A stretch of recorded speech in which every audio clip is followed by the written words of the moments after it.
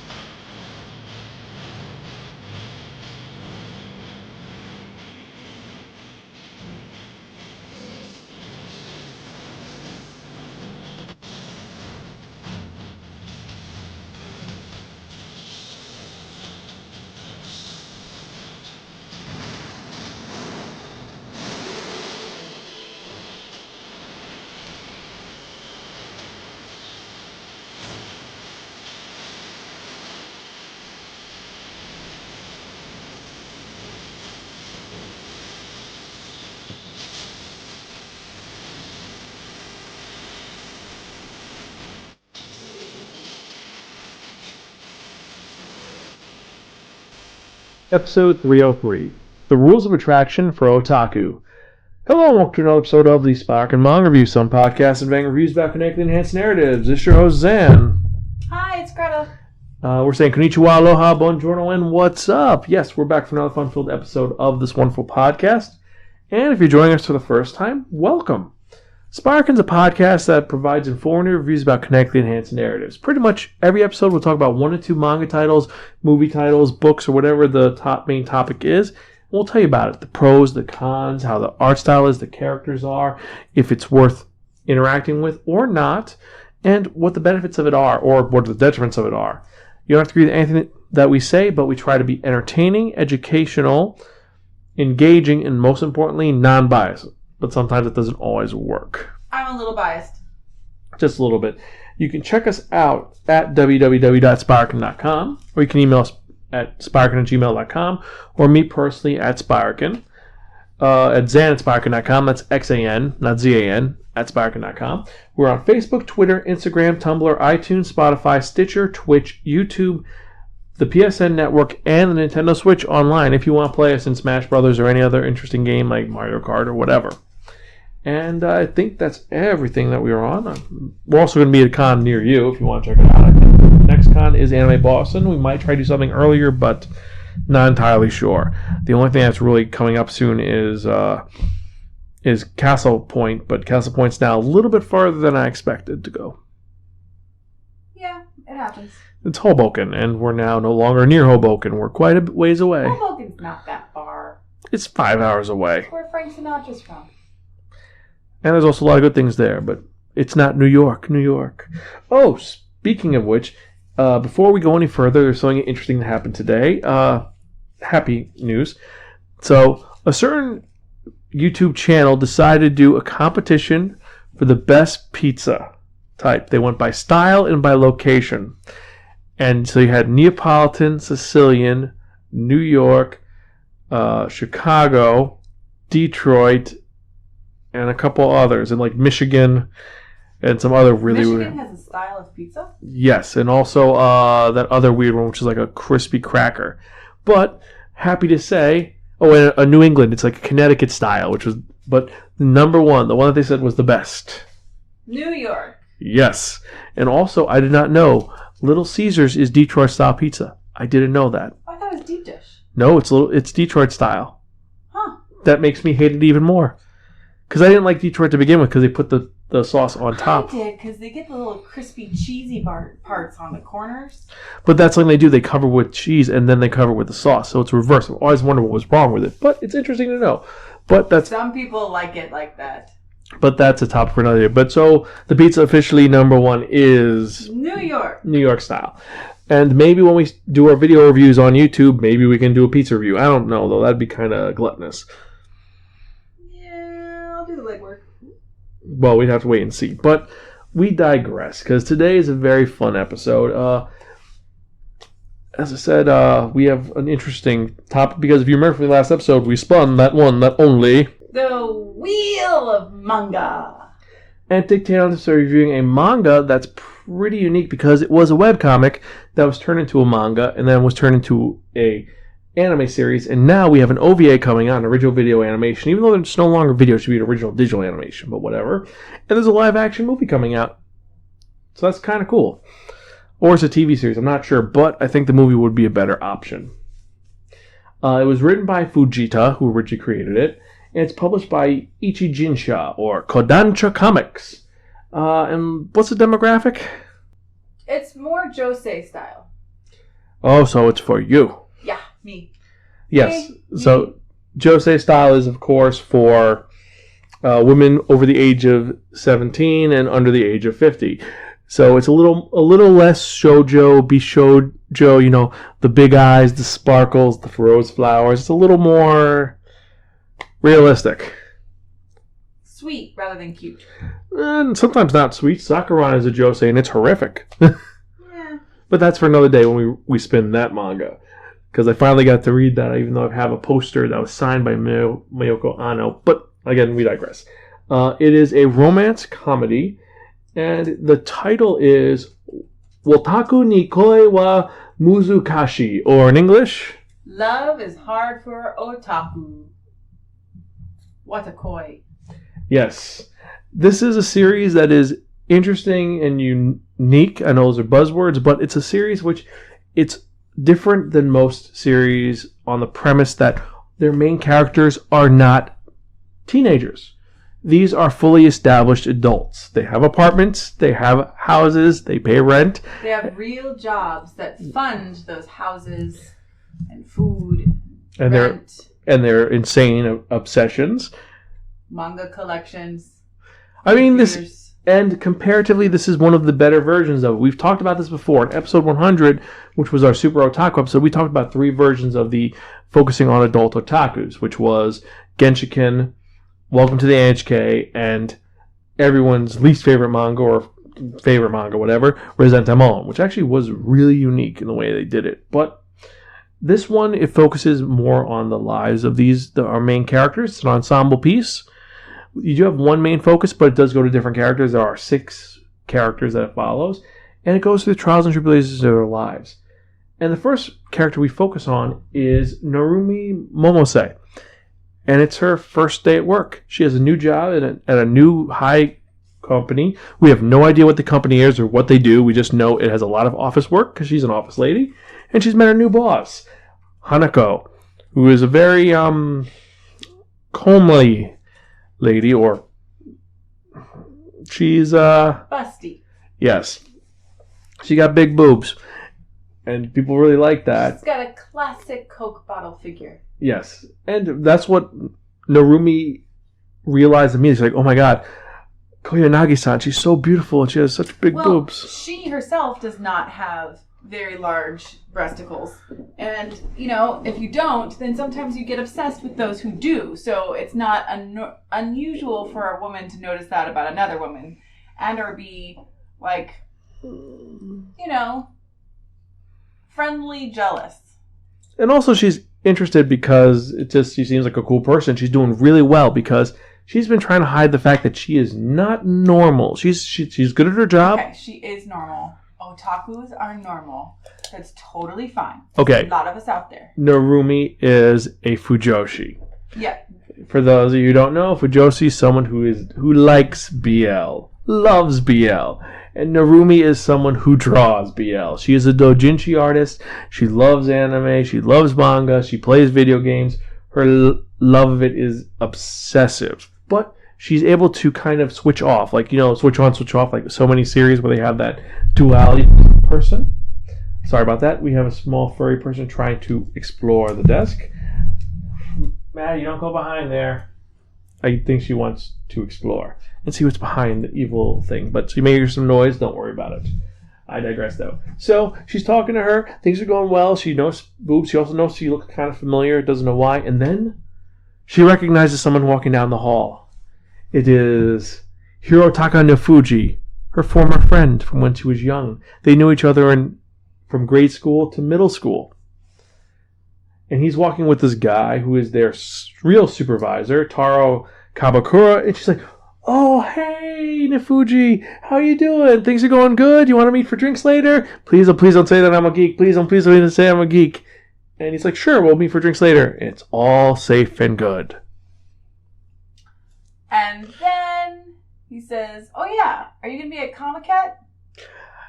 And she just melts. She had a fresh start. Nobody knew she was an otaku. She was just normal business girl. She had a great outfit on. She was rocking her first day. And she was hiding the fact that she's otaku. And he lets the cat out of the bag. But it zooms to later, and she's like, "I was going to kill you, but nothing happened because no one said anything, because neither of the boss said anything." And then she's ranting at the fact that she left her job because her last boyfriend found she was an otaku, didn't know for an entire year, and then he finds out, then he leaves her. So it was a huge kerfluffle, huge mess. She had to leave the place, and now she's starting fresh. And he's wondering, well, why don't you date someone like us, otaku? And she's like, no, because they're too weird, they're too this. Like, you're not my type, and whatever. Well, first she looks at him and sees him without his glasses, and immediately he's like a billion times handsomer. Like, no, she inspects and still passes. Yeah. But so this is the beginning. So from here on out, they start going. It's a month later. Things are going well. She got a boyfriend. Boyfriend didn't go well. He's too busy being video game guy because he's obsessed with video games and being awesome. And she's stressed out about life and everything going on. And eventually, he says, "You know what? I would never do something like that to you. I'd help you out. I'd be the best boyfriend I could be. I'd play video games with you. I'd watch your shows with you. I'd go shopping with you. And I'll even help you out with your Comic-Cat booth." Sold! And this begins the romance of Hirotaka Nefuji and Narumi Momoso. So what I like is that it kind of started out from friendship. Because she wasn't putting on pretenses. She's not faking who she is. He already knows her. They grew up together, And so, yeah, she started a new job. She's doing this. She's doing that, But she is her genuine self. With him, not... He knows it. Yes. And that's the thing is he does know her, and he knows her very well. And he's like a blooming flower. But there's more to it than that we find later on in the manga, which we're not going to spoil too much of. But since they were friends for years, he knows all the things about her, and she's one of the reasons why he had friends and this and that. And he's emotionally stunted. He's very good at anime, manga, video games, all that stuff. But dealing with people, he just doesn't care. He's like, I'm an otaku, I don't care. Now, we said there were 6 characters that follow. The other 2 are Kabakura and Koyanagi, aka Hana-chan. The bosses turn out, they know that they're otaku because they're also otaku, but they're different types of otaku. You have Kabakura, who he is the boss. He seems angry because he cares more about work, but when he's off the clock, then he's an otaku. He watches his shows on the weekends, and he'll change his clothes from his business suit to a hoodie and look kind of suspicious, but he'll go to the store alone, buy his stuff, and then leave without anyone finding out about it. And then Hanako, turns out, she recognizes Naru-chan because she's a fan of hers. Hanako is a fan of her doujinshi, but uses her old name. And then Narumi's a fan of Hana-chan because Hana-chan is the #1 female cosplayer that cosplays the boy in the area. And there's a cute moment when they recognize who each other is in that world, and then they geek out about each other to each other. It's a very cute, instant girl friendship bond. And then it gets creepy because Hana-chan immediately says, "You have to cosplay with me." But, you said we're soulmates, right? Not creepy. Friends can pressure you into doing stuff. Super creepy, but she's being she has to bribe her. Well, so yeah, Koyanagi and Kabakura are dating, but they're being secretive about it. And that's one thing about this, which is actually very realistic, is that in the business world and working world, you don't want people to find out that you are dating your coworkers.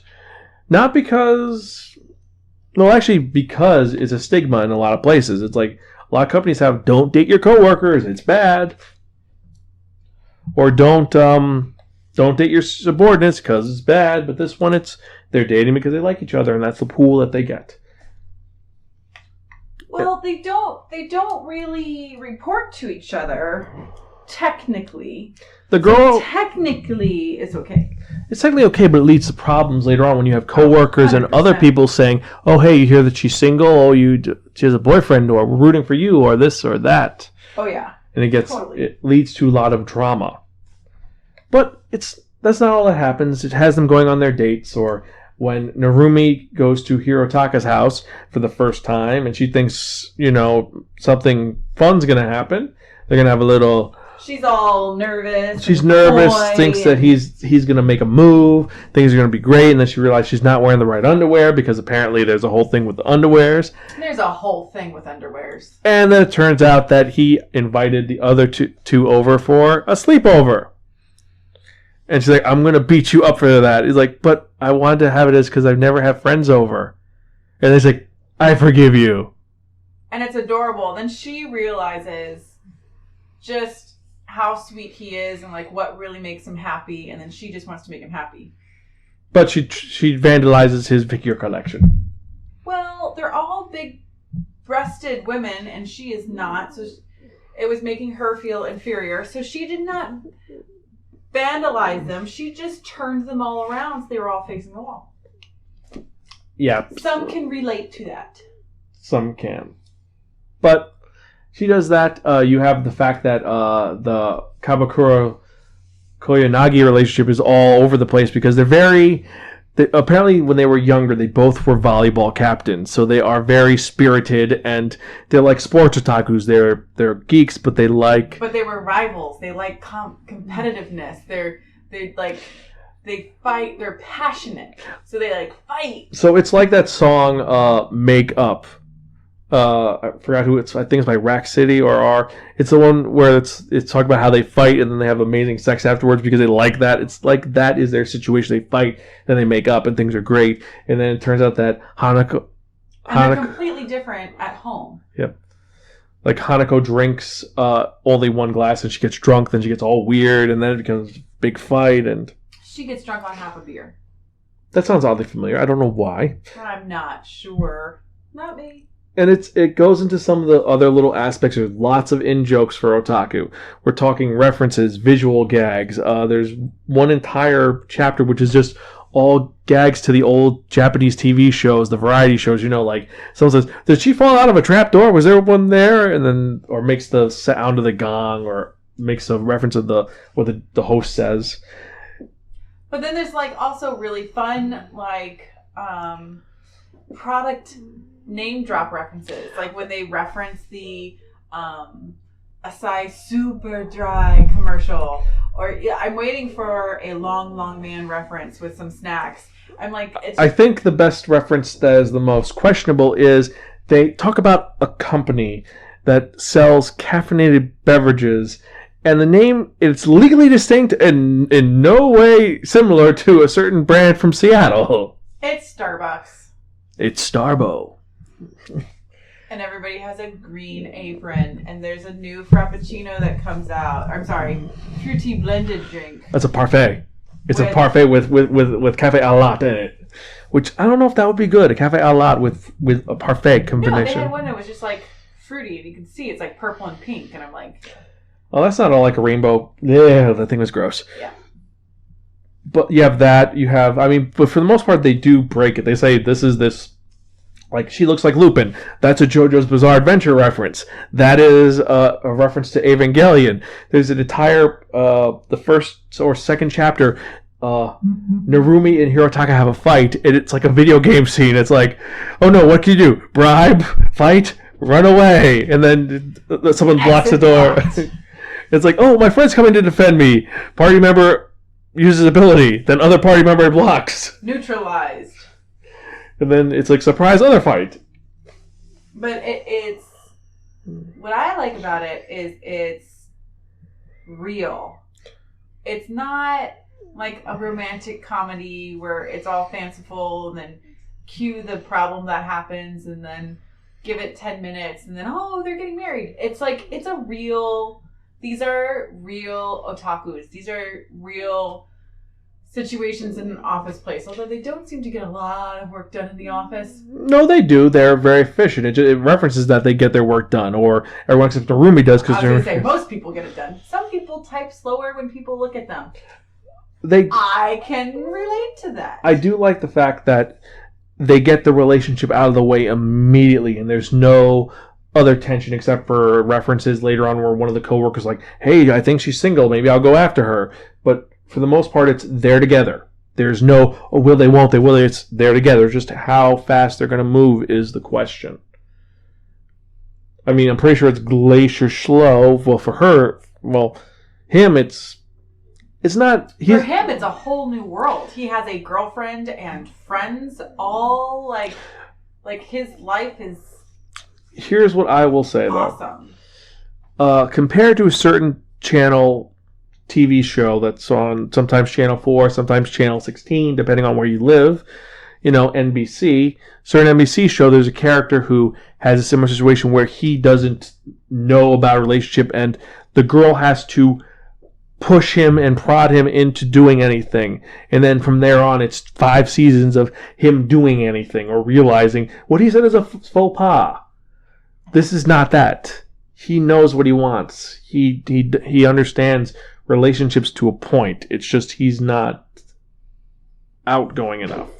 It's not like he's like, huh. Yeah, but there's moments where his friend has to come back and be like, you got to tell your girlfriend that other people are coming over.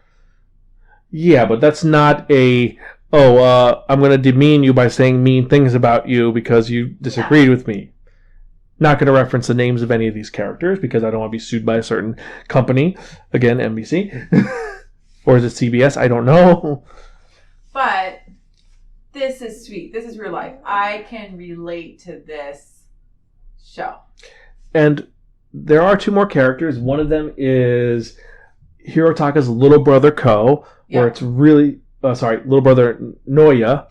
Noya is funny now, Chan, because at first they think that it's like the ex-girlfriend of Narumi, and then they text Hirotaka to come over to the Starbucks. And they're like confused why she is talking to this good-looking guy, and then it's revealed they're brothers. And then later on, like his contacts break, and you actually they are brothers, but they're completely different. Like Naoya is everybody's nice, life is wonderful. I'm gonna do the best I can, and outgoing, charismatic, and gets the shit job from his boss, but not a gamer at all. He's kind of oblivious in general to things. Like if you're worse than me in gaming, like that's a statement. No, but he's oblivious. Like, how does he not realize that Ko, a character that he meets and he starts talking to, becomes friends with, is a girl? Yes, she dresses like a boy. Yes, she has very masculine features in the fact that she has short hair. But he's just happy-go-lucky and making a friend. And it shouldn't take a month and a half to realize this is a girl next to you.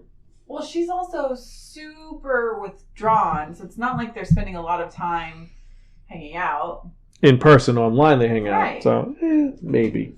But it's ridiculous. Also, I love the fact that he dresses up as Santa, and he's like, I like this because it makes people happy, but I'm freezing my butt off, and I feel kind of depressed, and I'm out here alone. And they say, you know what? When you feel like that, just quote the Harumi song, happy people, shut up and blow up. It's like, my friend said that.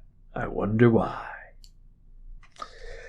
So the story and the plot, the characters are engaging. The story is well done. You could tell it's done by a computer because it is very neat and clean, but it looks really well done. And a lot of the scenes do feel really good. There's an entire homage to JoJo's where you have Narumi looking like everyone's favorite vampire. You just expect her to say Ri, and it's like, okay, where's Roller? But it looks like it. So the homages are there. They look great. The art style's great. And also, the tankobons that we got in the U.S., they're 2 volumes in one, so they're omnibuses, and they have several pages that are in English. Which is super helpful. What I mean is they have the explanations for all the things in layman's terms, no issues, and they're color pages too. A lot of color pages. It's like, so when they reference something, you can get caught up on the reference. And they look excellent. The color pages are superb. They're just, I want to say, well designed. Also, the paperwork is a better quality paper. It's not paper. It's actually plastic. It's like a more matted. No, it's glossy paper instead of matted. It feels nice in your hand. Like it's not like a newspaper. Like I don't know.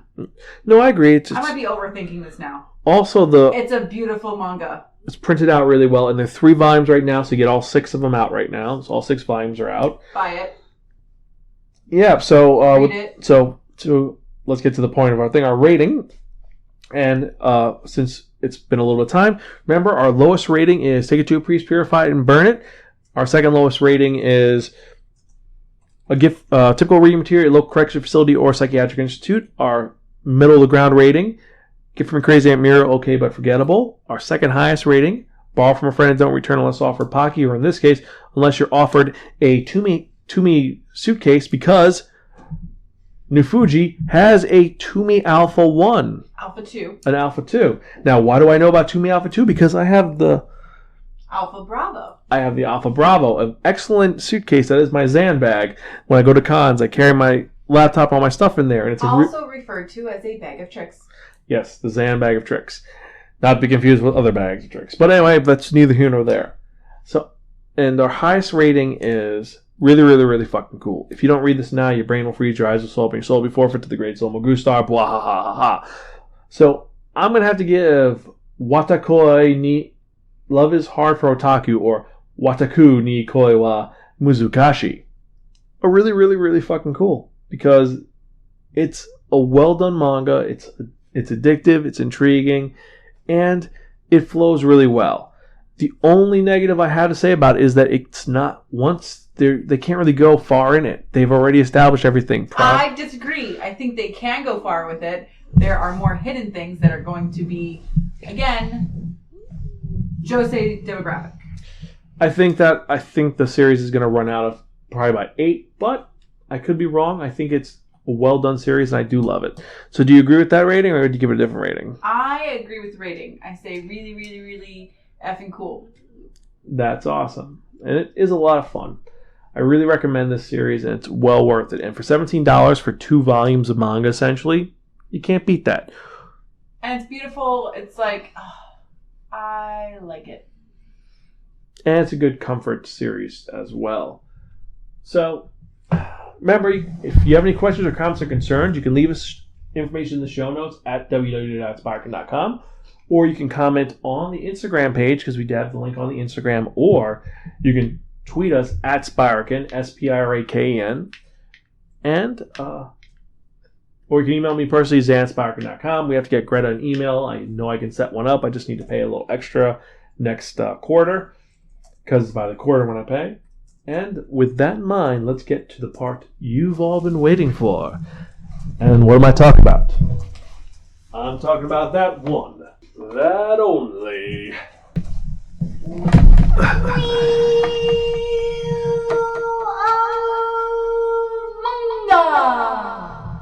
Yes, friends, the Wheel of Manga accepts a substitute. Now, what is the Wheel of Manga? The Wheel of Manga is a Wheel of Fortune that was custom made by a fan that has 10 slots on it, and each slot has a manga title connected to it. So we're going to spin the Wheel of Manga, and whatever number it lands at, that's reviewing the next episode of the Spiraken Manga Review. We have some great titles on here. We have some retro titles, some Tezuka titles. We have one really new title, which people are really excited about, because it's apparently going to be the next big thing since sliced bread. We have one series which I feel really dirty reading because it's just dark, and one series that's strange. So let's spin reviewing in the next episode. I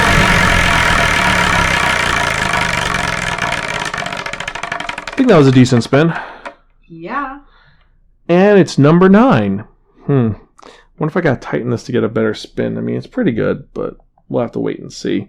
But number 9. So in the next episode, I'm reviewing the newest addition to the Weekly Shonen Jump lineup, one which we found out about at Anime Boston 2018. What am I talking about? I'm talking about Dr. Stone. So, hope you guys check that out. And remember, read more manga and check out our other podcasts, because we're going to have a couple of new ones, including the Spiraken Motion Picture Review, and we're going to have another installment of Tales from Whatever, because that's our fun monthly podcast about whatever. So check it out. Want to say anything else? Read this one. I like that. So, this is your host, Xan. I'm Greta. We're gone, so catch you guys next time. Bye.